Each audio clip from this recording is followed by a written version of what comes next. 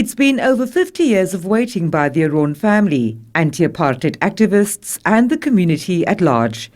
They've never accepted the original inquest finding of 1970 that no one could be held responsible for the Imam's death, or that his multiple injuries were as a result of a fall down a flight of stairs.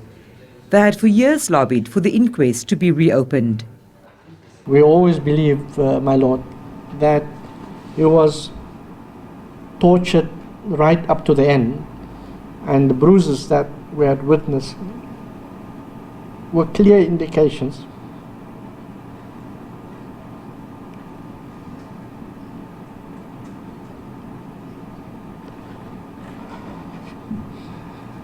of someone who had to deal with this, as an individual. During the reopened inquest, inspections were held at the two police stations where the Imam was incarcerated. At the then Caledon Square police station, now Cape Town Central, an aeronautical expert tested the version of the apartheid police that the Imam slipped and fell on the stairs, causing his 27 injuries and a fractured rib, as per the autopsy performed after his death. But on what we see in the evidence on the post-mortem report and what we've researched in terms of fatal falls on stairs, there's inconsistency on the location of the injuries relative to the way the person had fallen.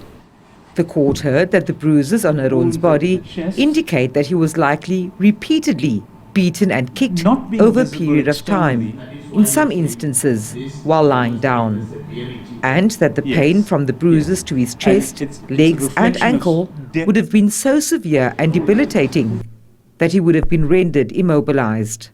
These wounds in particular were caused when there was resistance to movement against these limbs. For example, if this person was lying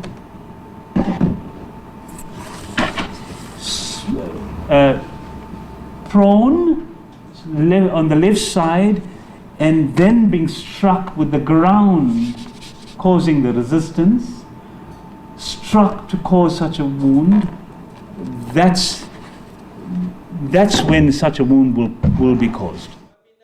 The original inquest finding that the cause of death in part was attributed to a condition which occurs when blood flow to the heart is reduced was also called into question.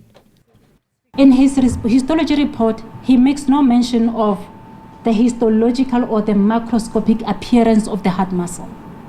In other words, he saw narrowing of the left circumflex coronary artery, and he simply inferred, that there must have been myocardial ischemia, with no evidence whatsoever that indeed there was myocardial ischemia.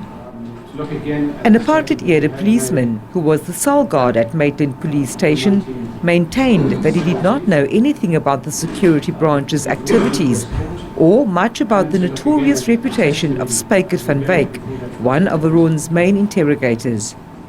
That's a nice word, notoriety. But all I heard is that he was a difficult man. The Haron family has appealed to the court to help restore justice that they say had been missing for most of their lives, and want history to reflect the truth about how the Imam died. They've appealed to the court that each of the security branch members involved, be it posthumously or not, be found guilty of torture and murder, and that all stakeholders, including the judiciary and medical team of their time, be posthumously stripped of their qualifications. Vanessa Puna, SABC News, Cape Town.